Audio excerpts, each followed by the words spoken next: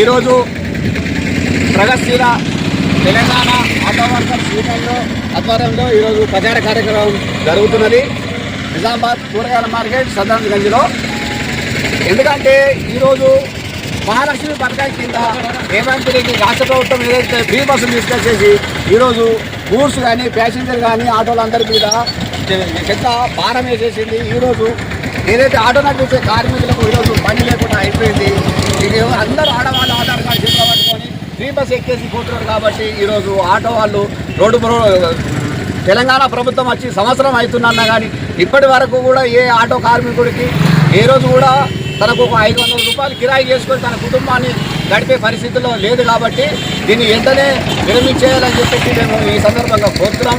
అదేవిధంగా ఈ నెల డిసెంబర్ 7 తారీఖు నాడు రాష్ట్ర వ్యాప్తంగా ఆటో వర్కర్స్ మొత్తం ఆటోలన్నీ అందరూ పిలుపునిచ్చింది. కాబట్టి అందులో భాగంగా ఇక్కడ తెలంగాణ రాష్ట్ర ప్రభుత్వం ఉన్నటువంటి ఆల్ ఆటో డ్రైవర్లందరూ కలిసి ఈ నెల జరిగే 7వ తారీఖు నాడు సమ్మెలో అందరూ పెద్ద ఎత్తున పాల్గొని ఈ ఏదైతే ర్యాలీ ధర్నా కార్యక్రమం ఉన్నదో దాన్ని విజయవంతం చేయాలని ఈ సందర్భంగా కోరుతున్నాము. అదేవిధంగా కేంద్ర ప్రభుత్వం ఏదైతే మోడీ ప్రభుత్వం ఆటోల మీద ఒకటి తీసుకొచ్చినటువంటి ఏదైతే ఉన్నదో ఆ చట్టాన్ని వెనక్కి తీసుకోవాలని ఈ సందర్భంగా కోరుతున్నాము. ఇంకో విషయం ఏంటంటే ఇక్కడ నడిపిస్తున్నటువంటి ఆటో వాళ్ళందరూ కూడా అందరూ కిరాయి ఇళ్లలోనే ఉన్న వాళ్ళు మాత్రమే ఉన్నారు.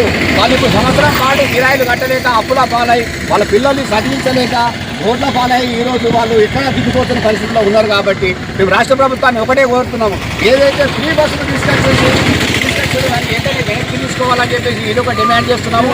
అదేవిధంగా ఆటో నడిపిస్తున్నటువంటి కార్మికులకు సంవత్సరానికి 12,000 రూపాయలు పెన్షన్ రూపంలో ఇస్తామని చెప్పారు. అది కూడా ఇవ్వలేదు, అది కూడా ఇవ్వాలా.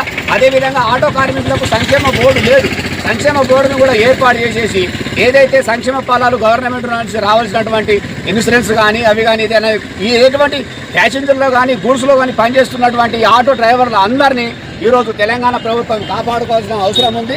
ఎందుకంటే కొన్ని లక్షల కుటుంబాలు ఇలా రోడ్డున పడ్డాయి. అందులో సందర్భంగానే కార్మికుల కష్టాలన్నింటినీ మీరు ఈరోజు అందరినీ ఆదుకోవడానికే అని చెప్పేసి ఈ 7వ తారీఖు నాడు బంద్ను పిలుపునివ్వడం జరుగుతుంది. కాబట్టి రాష్ట్ర ప్రభుత్వాన్ని కోరేది ఎక్కడైంది.